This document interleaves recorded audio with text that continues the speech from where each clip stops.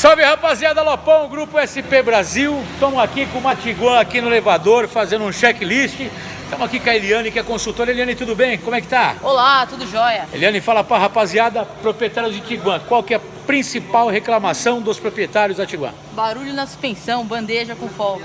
Olha só, barulho na suspensão, bandeja com folga. Se o rapaz pegar a Tiguan dele e for na concessionária, Gasta muito, né? vai gastar muito dinheiro à toa. Por quê? É possível fazer um embuchamento injetado, Eliane? Positivo, qualidade, 100%. Então, quer dizer, você faz um embuchamento injetado aqui na sua bandeja, esse principalmente esse aqui, tá vendo?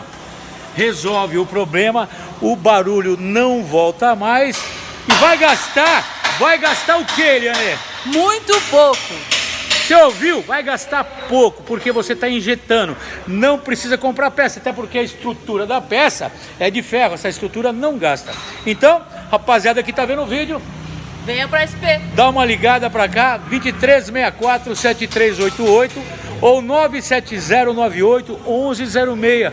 Fala com o Lopão ou fala com a Eliane e receba o melhor atendimento, beleza? Beleza. Li sem palavras, é nóis. Valeu. Rapaziada que assistiu o vídeo, muito obrigado, tamo juntão. Valeu, tô aguardando.